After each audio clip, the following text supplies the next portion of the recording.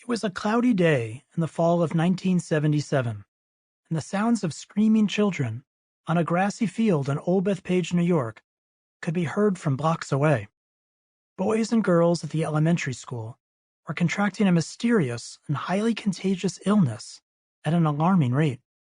With every passing minute, another child became infected, and then immediately was shunned by their peers, cast aside by those they had called their friends just moments earlier. Tiny pairs of plaid-covered legs were running as fast as they could to safety. The school grounds were freckled with youth, scattering in every direction. Some hid behind trees, in the bushes, or under a set of monkey bars as they caught their breath for a few moments and then took off again. Most of the teachers were nowhere to be found. The few that were outside simply watched as the children succumbed to the outbreak one by one. I grew up in that town, and I was on that playground on the day of the epidemic. I remember yelling and rushing away as kids all around me were stricken. Then, finally, came a sign of relief.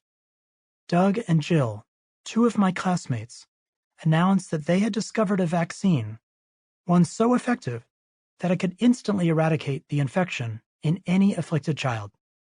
The cure was swift and powerful, but relapse rates were high. Soon another boy, David, announced that he also had access to a cure, but few took him up on his offer. We only sought help from Doug and Jill. By the end of recess, the great cooties epidemic of Old Bethpage had ended, at least until the following day, when it began all over again. I remember that day vividly, and many like it. I remember how much fun it was to run and scream without a care in the world. But I recall even back then my curiosity about kids like Doug and Jill. What made them so much more fun than everyone else? Why were they always the center of our attention? I also remember feeling sorry for David and how difficult it was for him to attract much interest from others. Why was he so often ignored? The difference, of course, was that Doug and Jill were popular and would remain popular for the rest of their lives. David was not, and on that day, his standing in the social hierarchy became very clear to him. There are relatively few Dougs or Jills in the world, those people who seem to effortlessly become popular wherever they go. There's maybe just one or two in every classroom, company, or social group. There are likewise a small number of Davids. Everyone knows exactly who they are.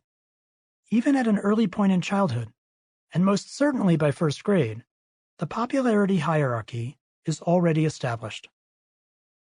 Most of us landed somewhere in the middle, and on some playground somewhere in our past, our relationship with popularity was born.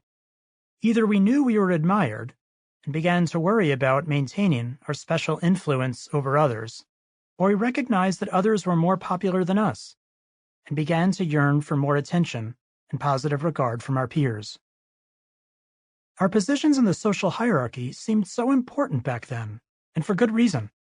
Popularity is the most valuable and easily accessible currency available to youth. It is salient to us at every age. I can still remember unpopular kids in elementary school crying when they weren't allowed to cut in the lunch line, while the populars had unfettered access. As we got older, our popularity dictated which peers were potential friends and which were strictly off limits.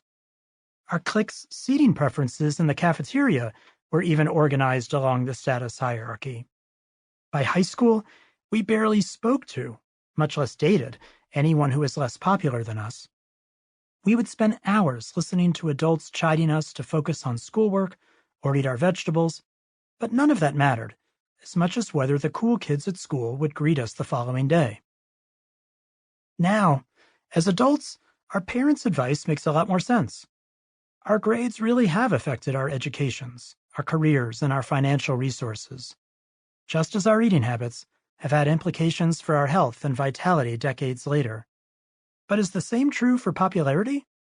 Did any of it really matter?